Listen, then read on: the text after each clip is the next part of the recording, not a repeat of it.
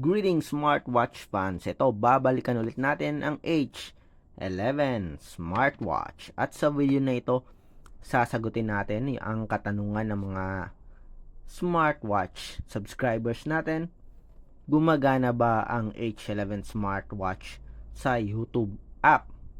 Additional na katanungan about sa music control function ng H11 na ito. Meron bang title na lumalabas dun sa Bluetooth music control function? Meron bang volume adjustment? Pwede ka bang go forward at backward?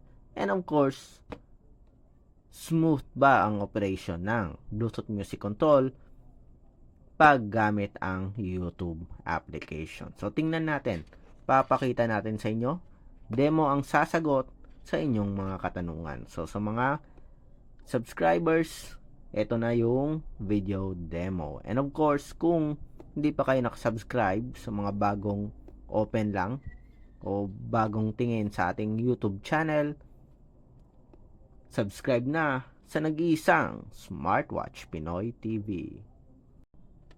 Okay, so ito ang ating H11 smartwatch. Isa sa mga smart function ng smartwatch na ito ay ang Bluetooth music control function. Ito yon. So, meron tayo ditong pause and play. Napapansin nyo, nakikita nyo, meron tayong volume adjustment. Then, ewan ko lang to kung ipapakita nito yung title ng video. So, meron tayo dito, obviously, may go forward at backward at may volume adjustment.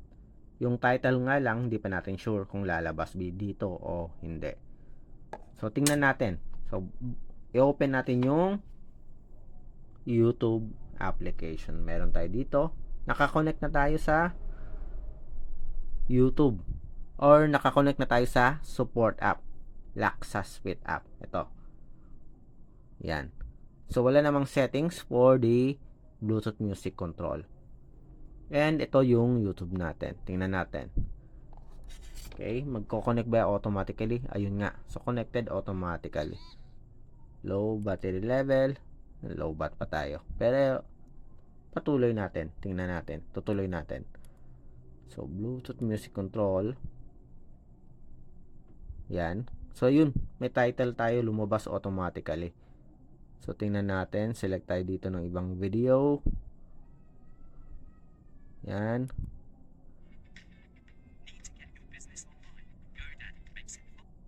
Play, pause. Skip lang natin yung ad. Volume adjustment.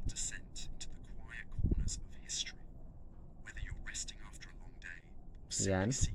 So next. Tingnan natin, mag-go forward ba? Yun. Next.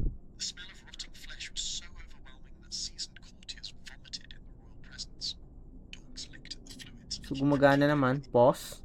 Play. Go forward. Adjust yung volume natin. Increase the volume. Stop. Go backward. Balik ulit tayo. Adjust the volume. Yan. Decrease the volume. Go back. Go back.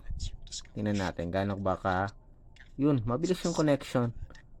So far, pag tap mo ng next, as long as okay yung internet connection nyo, nag-go forward ka agad. Then, stop. Adjust the volume. Decrease the volume. So, stable yung connection natin so far. And, as you can see, real time. Automatically nag-go forward ka agad. Play and pause. Walang delay. Nakaka-adjust tayo ng volume. Dito lumalabas yung title ng video pero walang name ng channel. Yun lang yung kulang dito.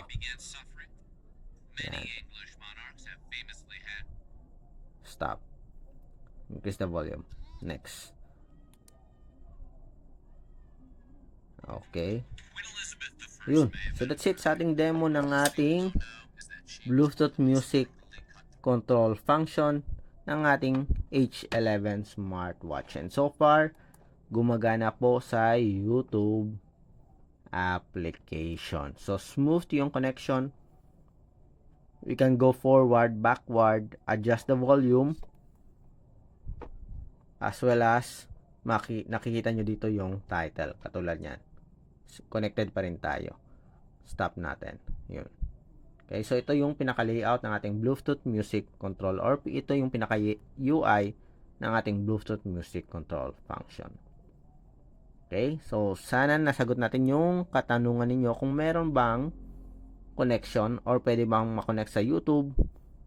Yung sa volume adjustment, meron po, and may title po ng video sa ating Bluetooth Music Control function ng H11 smartwatch.